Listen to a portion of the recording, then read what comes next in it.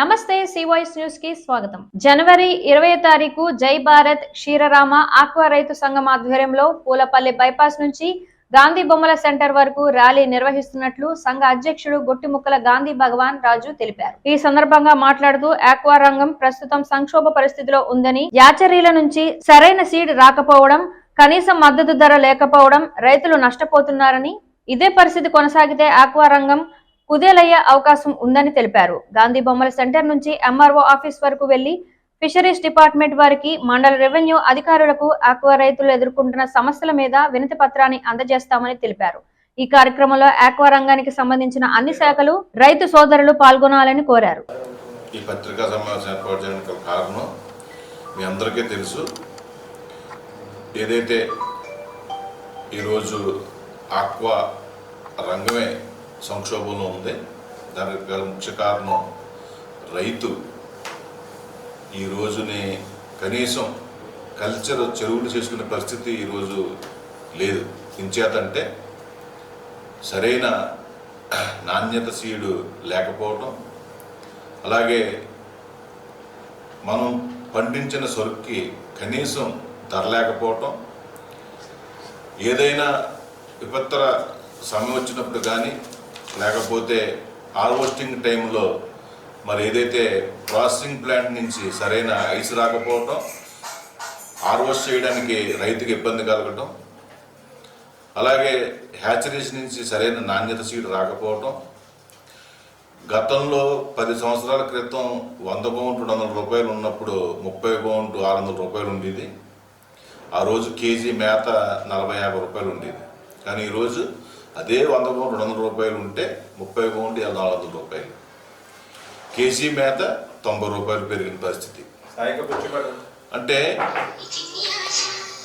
మనం సమయం అన్నీ ఈ రాష్ట్రంలో, ఈ దేశంలో నిత్యావసర సరుకులు అన్నీ పెరుగుతున్నాయి, అన్ని అభివృద్ధి చెందినాయి. ఒక్క ఆక్వా రైతు ఒక్కడే క్షీణించిపోయాడు. మేము ఈ పాలకొల్లులో జై భారత్ క్షీరరామ ఆక్వా రైతు సంఘం అని చెప్పి సంఘం స్థాపించి ఈ రాష్ట్రంలో చాలా 10 చోట్ల నుంచి సభ్యులుగా జాయిన్ అయ్యారు. ముఖ్యంగా పాలకొల్లు నియోజకవర్గం, నర్సాపురం నియోజకవర్గం, ఆచండ నియోజకవర్గం, ఇంకా భీమవరం నియోజకవర్గంలో కానీ, తణుకు నియోజకవర్గం కానీ కొన్ని మండలాలు ఇవాళ మేము మేజర్గా ఒక 3000 మందితో ఇక్కడ సభ్యత్వం జాయిన్ అయ్యి ఇది ఒక సంఘంగా ఇక్కడ ఏర్పడడం జరిగింది. సంఘం ఏర్పడిన తర్వాత పలుసార్లు మేము మీటింగ్లు ఏర్పాటు చేసుకోవడం, అలాగే ఈ రాష్ట్ర పెద్దలతో కానీ లేకపోతే ఈ ఆక్వా రంగానికి సంబంధించిన ప్రాసెసింగ్ ప్లాంట్లు కానీ, హ్యాచరీస్ కానీ, ఫీడ్ ప్లాంట్లు కానీ సంబంధిత ప్రతి ఒక్కరితో కూడా మీటింగ్లు ఏర్పాటు చేయడం జరిగింది.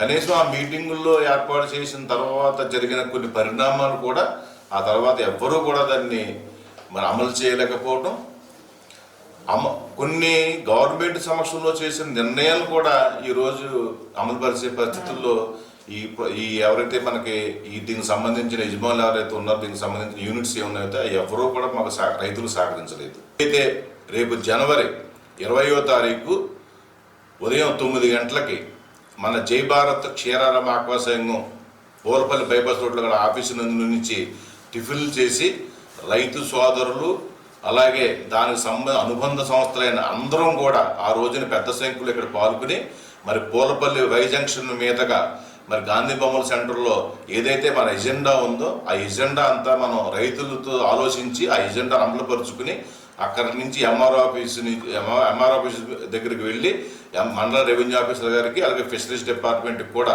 ఏదైతే మనం గవర్నమెంట్కి ఏదైతే మనం సమర్పించాలనుకుంటున్నామో అదంతా ఒక మెంబర్ రూపంలో వారి అందరికీ సమర్పించి అక్కడ ఆక్వా రైతు కూడా ఈ సమావేశానికి, ఈ ర్యాలీకి రావాలని తమ గోడు ఏదైతే ఆక్వా ఆ జిల్లాల్లో కానీ ఆ గ్రామాల్లో కానీ ఉన్న సమస్యలను కూడా ఆ రోజునే మనందరికీ ఒక వేదిక దొరుకుతుంది. ఎందుకంటే రైతులు ఆ రోజున అదే కూడా మేము ఒక పిలిపించాం.